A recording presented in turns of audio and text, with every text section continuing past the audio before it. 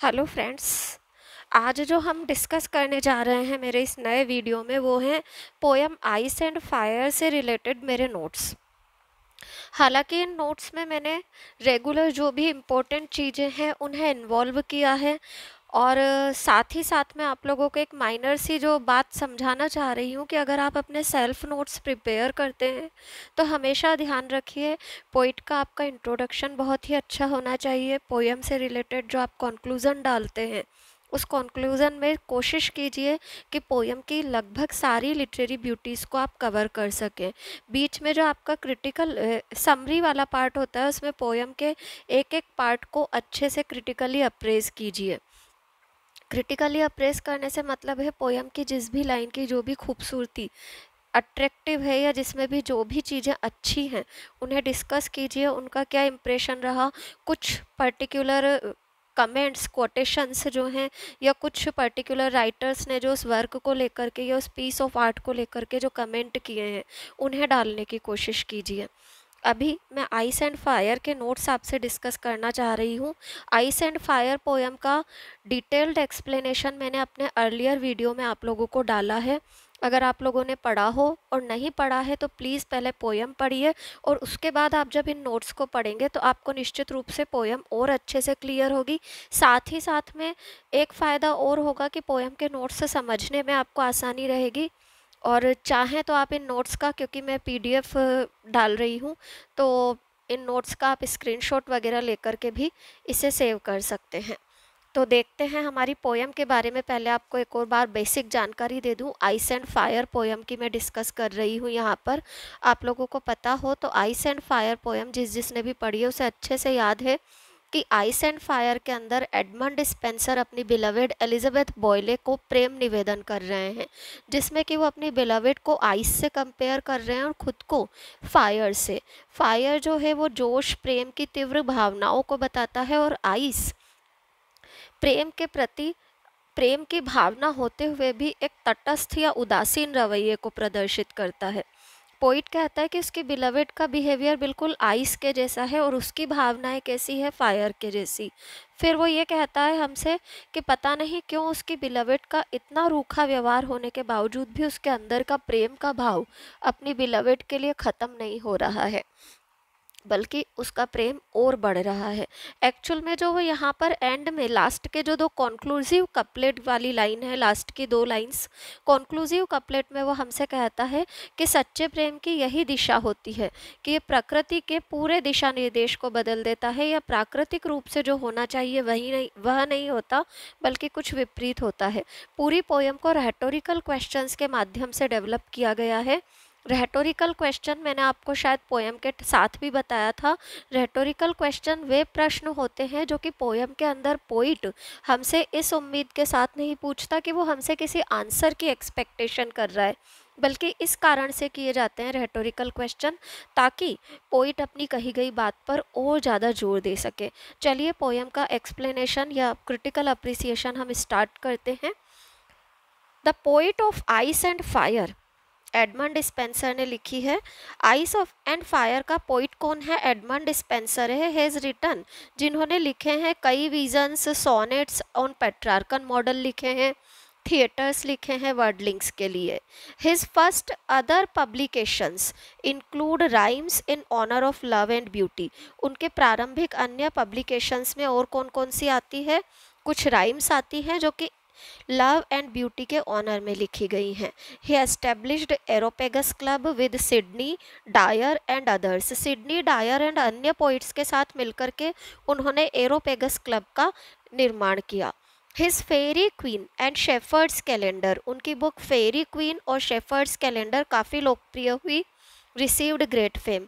एक नंबर में भी कई बार पूछा जाता है स्पेंसर की कोई सी भी अन्य दो रचनाओं के नाम बताइए, तो कोई सी भी दो पोएम्स के नाम आपको हर पोइट की याद होनी चाहिए। ही रोट एन एलिजी एस्ट्रोफेल, उन्होंने एक एलिजी भी लिखी एस्ट्रोफेल जो कि किसको समर्पित करके थी? On sir Philip Sidney. He wooed Elizabeth Boyle in Amoretti. Amoretti नामक कलेक्शन में वो एलिजाबेथ बॉयले से वो यानी प्रेम निवेदन करते हैं। And celebrated his marriage with her in Epithalamion, और एपिथेलमियन के अंदर उन्होंने अपनी इसी मैरिज को सेलिब्रेट किया है। His castle of Kilcolman was burnt by the revolutionaries in 1598। 1598 में उनका किलकॉलमैन का किला आंदोलनकारियों के द्वारा जला दिया गया था। He is buried in Westminster एबे, वेस्टमिंस्टर एबे में उन्हें दफन किया गया था। ये बेसिक जानकारी हो गई एक तरह से पोइट के बारे में। अब सोनेट के बारे में जो हम पढ़ेंगे, जिसका हम क्रिटिकल अप्रिसिएशन लिख रहे हैं, उसके बारे में जानकारी देखिए। The present sonnet Ice and Fire appeared in Spenser's 89 sonnet sequence Amoretti. वर्तमान सोनेट आइस एंड फायर जो है स्पेंसर के 89 सोनेट की सीक्वेंस एमोरेट्टी में आया। It was 30th sonnet in this collection, इस कलेक्शन का ये 30वें नंबर का सोनेट है। It is a long sonnet like other love based sonnets, ये एक बहुत लंबा सोनेट है अन्य लव बेस्ड सोनेट्स की तरह। इन कंटेम्पोरेरी इंग्लैंड, उस समय के इंग्लैंड में जिस तरीके के लव बेस्ड सोनेट्स चलते थे उनमें ये एक लव बेस्ड सोनेट है। It presents surprising ideas regarding love, इसमें प्रेम को लेकर के सरप्राइजिंग आइडियाज़ हैं। इट शोज़ द सोरो ऑफ अ ट्रू लवर, सच्चे लवर के दुख को बताया गया है। Who finds that his beloved is hard hearted, जो कि ये पाता है कि उसकी प्रेमिका बहुत ही कठोर हृदय है, एंड इम्पेशनेट, और भावनाहीन है। एमोरेट्टी एंड एपिथेलमियन, दोनों रचनाओं के नाम ध्यान रखिएगा। एमोरेट्टी 89 सोनेट्स की सीक्वेंस है, ये याद रखिएगा। इसी एमोरेट्टी कलेक्शन में 30वें नंबर का सोनेट है आपका आइस एंड फायर, ये भी एक नंबर के लिए ज़रूर ध्यान रखिएगा। एक चीज़ और कई बार एक नंबर में पूछी जाती है कि एलिजाबेथ बॉयले से अपनी मैरिज को सेलिब्रेट करने के लिए उन्होंने क्या लिखा था। तो प्रेम निवेदन करते हुए तो उन्होंने लिखा था एमोरेट्टी, और मैरिज को सेलिब्रेट करने के लिए उन्होंने लिखा था एपिथेलमियन, जो कि एक ओड है। ये सारी चीज़ें भी एक नंबर के लिए बिल्कुल ध्यान रखिएगा, और मेरे नोट्स को बार बार पढ़ते रहिएगा ताकि ये रिमाइंडर आपके दिमाग में सेट रहे कि ये कुछ एक चीज़ें हमसे एक नंबर में पूछ ली जाती हैं। आगे देखिए, Amoretti and Epithalamion have a special place in Spenser's writings. Amoretti और एपिथेलमियन का एक विशेष स्थान है स्पेंसर के लेखों में। Because in them he express his feelings without a recourse to allegory, क्योंकि उनके अंदर वो अपनी भावनाओं को बिना एलिगरी का सहारा लिए प्रकट करता है। ड्यूरिंग दिस पीरियड, इस समय के दौरान sonnets were the only, sonnets were the only medium to express personal feelings, व्यक्तिगत भावनाओं को प्रकट करने का एकमात्र माध्यम थे, और इमोशंस, भावनाओं को। Spencer had avoided sonnets in the beginning of his career, शुरुआती दौर में अपने करियर की स्पेंसर ने ज़्यादा ध्यान नहीं दिया था सोनेट्स पर। Sidney wrote Astrophel and Stella in 1591 in sonnet custom, इस बीच में सिडनी नामक लेखक ने क्या किया, एस्ट्रोफेल एंड स्टेला नाम की सीरीज़ लिखी 1591 में सोनेट्स को फॉलो करते हुए विद ग्रेट एक्सीलेंस, और ये बहुत ही श्रेष्ठ कोटि के सोनेट्स थे। It happened long after Wyatt and Surrey, और सिडनी ने ये कंपोजिशन दिया था वायट और सरे के बहुत बाद। आप लोगों को पता होगा वायट और सरे जो हैं वो इंग्लिश सोनेट्स के रियल ओरिजिनेटर हैं। इंग्लिश सोनेट्स जो हैं उन्हें शेक्सपियरियन सोनेट भी कहा जाता है, ये मैंने वेंट टू द सेशंस के टाइम भी आप लोगों को बताया था, तो अच्छे से याद रखिएगा इन कुछ एक चीज़ों को। वायट एंड सरे ने इंग्लिश सोनेट दिए थे, जिन्हें कि बाद में शेक्सपियर ने इतना ज़्यादा फॉलो किया कि लोग वायट और सरे जो कि रियल ओरिजिनेटर थे उन्हें तो भूल गए, बल्कि सबके दिमाग पर यही बात है कि शेक्सपियर ने इन सोनेट की फॉर्म को ईजाद किया है। आगे देखिए, Sidney did it excellently, Sidney ने काम बड़ी श्रेष्ठता से किया था। That it impressed Spenser so much, कि स्पेंसर बहुत प्रभावित हुए। That he wrote Amoretti collection in sonnet custom, और इसीलिए उन्होंने क्या किया, एमोरेट्टी कलेक्शन को लिखा सोनेट कस्टम में। His sonnets were very famous during Renaissance, उनके सोनेट्स काफ़ी फेमस थे रेनेसा पीरियड में। ही लिंक्स क्वाट्रेंस, लिंक्स है ये, थोड़ा सा ओवर राइटिंग हो रही है, ध्यान रखिएगा, LINKS। He links quatrains by an artistic arrangement of rhymes, rhymes को कलात्मक तरीके से अरेंज करते हुए वो क्या करते हैं, अपने सारे के सारे क्वाट्रेंस को कनेक्ट करते हैं। क्वाड्रेंट्स को कनेक्ट करते हैं and followed by a couplet in the end, और अंत में एक कपलेट डालते हैं। The rhyme scheme of this sonnet, इस सोनेट की राइम स्कीम क्या है? A B, B C, C D, E. Rhyme scheme को हमेशा याद रखना चाहिए हमें, क्योंकि जब पोएम का एक्सप्लेनेशन हमें करना होता है तो क्रिटिकल कमेंट में एक नोट तो हमें यही मिल जाता है कि पोएम की राइम स्कीम क्या है, ये है। उसके अलावा एमोरेट्टी कलेक्शन को भी आप क्रिटिकल कमेंट में डाल सकते हैं जबकि आप एक्सप्लेनेशन कर रहे हो। इन कुछ एक चीज़ों पर भी विशेष ध्यान रखना चाहिए। आगे देखिएगा, these sonnets are different from the sonnets of Petrarch, ये सोनेट बिल्कुल डिफरेंट है पेट्रार्क के सोनेट्स से। These sonnets depend on marital relationships, वैवाहिक संबंधों पर आधारित हैं। There is no impassionate expression of Sidney's love, इनमें कोई भावनाहीन एक्सप्रेशन नहीं है सिडनी की तरह, जो कि love for the wife of Lord rich, Sydney ने वाइफ ऑफ लॉर्ड रिच के प्रति जो अपना प्रेम प्रकट किया था, ऐसा कोई प्रकटीकरण स्पेंसर के सोनेट्स में नहीं है। And impatient love of Shakespeare for his deceitful beloved, ना ही शेक्सपियर का अपनी बेवफा प्रेमिका के प्रति जो प्रेम प्रदर्शन था वो स्पेंसर के सोनेट्स में हमें दिखता है। यानी कि स्पेंसर के सोनेट्स में ना तो किसी पराई स्त्री के प्रति प्रेम दिखाया गया है और ना ही बेवफा प्रेमिका के प्रति प्रेम को दिखाया गया है। Spenser's sonnets are unique for their piety, Spenser के सोनेट्स अपनी पवित्रता के लिए फेमस है। There is no penance in them, उनमें कोई पश्चाताप नहीं है। पेनेंस यानी पश्चाताप। And the sighs of lovers transform in supreme joy, और जो प्रेमियों की आहें होती हैं वो श्रेष्ठ कोटि के आनंद के रूप में बदलती हैं। Sighs supreme joy, there is a pious feeling prevailing over his sonnets, उसके सोनेट्स में पवित्रता का भाव हर जगह विद्यमान है। Spenser's sonnets have the quality which is called maidenliness by Coleridge, Spenser के सोनेट्स में वो क्वालिटी है जिसे कि स्त्रियों वाली नजाकत कहा है कॉलरिज ने। Maidenliness by Coleridge, there are many things in his sonnet which are taken from other sources, उनके सोनेट्स में कई चीज़ें हैं जो कि अन्य स्रोतों से ली गई है। The sighs that Spenser takes, जो आहें स्पेंसर भर रहा है, हैव इको ऑफ पेट्रार्क और सम अदर कंटेम्पोरेरीज, उन लेखों के अंदर हमें ऐसा लगता है जैसे पेट्रार्क या उनके समय के अन्य कवियों का भाव है। In some sonnets he expresses true feelings,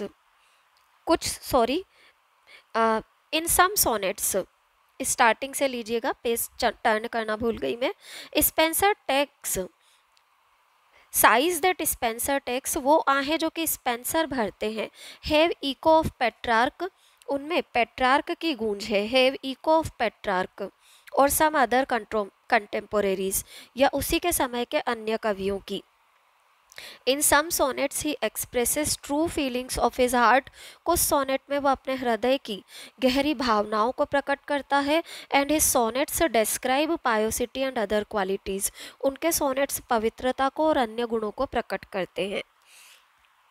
the 30th sonnet of Amoretti, Amoretti का 30वें नंबर का सोनेट है Ice and fire, is not so beautiful, जो कि इतना खूबसूरत नहीं है, as the 75th sonnet, one day I wrote her name upon the strand है। The subject of this subject of ice and fire is love, ice and fire का subject है love. It is the kind of sonnet, ये वो sonnet है which were popular in Elizabethan era, जो कि queen Elizabeth के समय में काफ़ी फेमस रहे। It is the kind of sonnet which were popular in Elizabethan era. ये यहाँ पर थोड़ा सा ध्यान दीजिएगा, द पैराग्राफ जहाँ से स्टार्ट हो रहा है, the 30th sonnet of Amoretti, Ice and fire is not so beautiful as the 70 नहीं 75th सोनेट आएगा। 75th सोनेट है one day I wrote her name upon the strand, जो कि ज़्यादा खूबसूरत है। यहाँ पर 75th कर लीजिएगा। The subject of ice and fire is love, ice and fire का सब्जेक्ट है love. It is the kind of sonnet which were popular in Elizabethan era, ये वो सोनेट हैं जो कि एलिजाबेथन एरा में काफ़ी पॉपुलर रहे। There is an unnatural idea, एक अस्वाभाविक सा विचार है, and its aim is to show, और इसका एम क्या है? Is to show the plight of a true lover, सच्चे प्रेमी की दशा को बताना। हु फाइंड्स, जो कि पाता है, that his beloved is so hard hearted, कि उसकी प्रेमिका बहुत कठोर हृदय है, एंड फीलिंगलेस, भावनाहीन है। These sonnets are written in a sequence, इन सोनेट्स को एक श्रृंखला में लिखा गया है।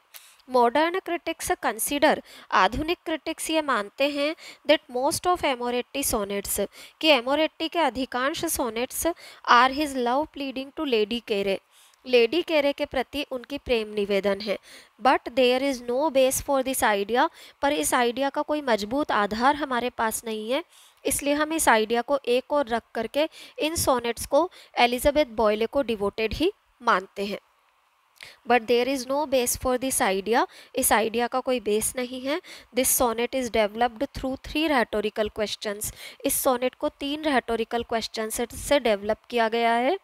रेटोरिकल क्वेश्चन पर भी 1 नंबर में कई बार पूछ लिया जाता है व्हाट इज़ रेटोरिकल डिवाइस, तो ध्यान रखिए रेटोरिकल क्वेश्चन पोयम के अंदर पूछे गए वो क्वेश्चंस होते हैं जो कि पोइट केवल अपनी बात पर जोर देने के लिए पूछता है, उसका ये उद्देश्य नहीं होता कि वो उनके माध्यम से हमसे कोई सवाल करना चाहता हो। तो पोयम के अंदर 3 रेटोरिकल क्वेश्चन है।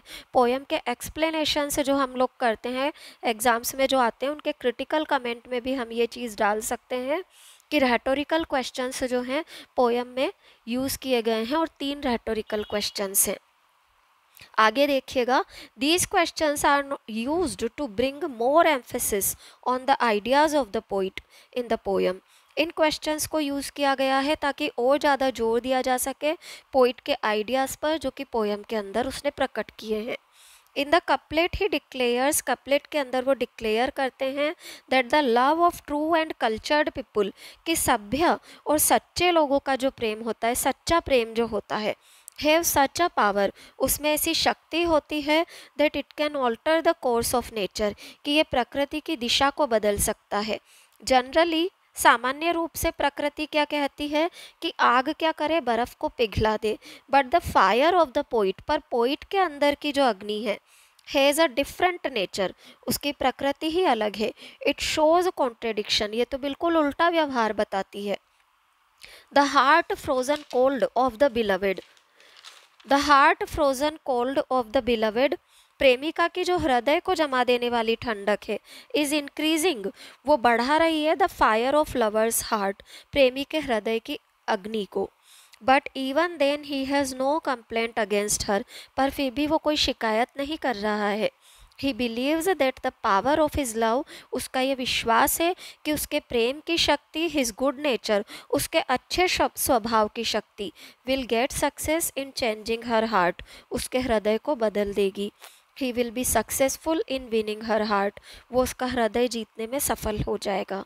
His sonnet one day I wrote her name upon the strand, ये जो सोनेट है इज़ वेरी ब्यूटीफुल कंपोजिशन, बेहद खूबसूरत सोनेट है। It shows the conversation between lover and beloved, क्योंकि लवर और बिलवेड के बीच की बातचीत को ये शो करता है। It has an in ordinary and rare quality, इसमें बिल्कुल असाधारण और दुर्लभ गुण है। He want to make her immortal through his poems, वो अपनी कविताओं के जरिए अपनी प्रेमिका को अमर बना देना चाहता है। He has a great faith in his power to poet, अपनी काव्य की शक्ति पर भी उसे पूरा विश्वास है। देयर इज़ अ डिफरेंस, एक अंतर है between Spenser's and Shakespeare's sonnet in structure, Spenser और शेक्सपियर के सोनेट्स में स्ट्रक्चर का अंतर होता है। जब आइस एंड फायर पोएम मैंने आपको पढ़ाई थी तो इस अंतर को भी समझाने की कोशिश की थी और वैन टू द सेशंस के टाइम इसे और क्लियर करने की कोशिश की थी। तो प्लीज़ एक बार दोनों वीडियोस के को भी आप पढ़ करके देखिएगा ताकि आपको मेरे ये नोट्स और अच्छे से क्लियर हों। Ice and fire is also written in the same structure, Ice and Fire भी इसी स्ट्रक्चर में है। Its rhyme scheme is A B B C C D E. It has all the qualities that a good sonnet of Amoretti has, इसमें वो सारे गुण हैं जो कि एमोरेट्टी के एक अच्छे सोनेट में होने चाहिए। All the sonnets are clear and simple, सारे सोनेट्स क्लियर हैं, सिंपल हैं। हैव म्यूजिकल क्वालिटीज़, उनमें म्यूजिकल क्वालिटी है। And they show the expectation of lovers, और प्रेमियों की उम्मीदों को बताया गया है। एक्चुअल में अब ये जो नीचे मैंने पैराग्राफ नंबर डाल रखे हैं, उनका एक सिंपल सा रीज़न जो है वो ये कि अगर आपको पोयम की समरी लिखनी है तो आप इन 4 पैराग्राफ्स पर ध्यान दे करके अपनी समरी प्रिपेयर कर सकते हैं।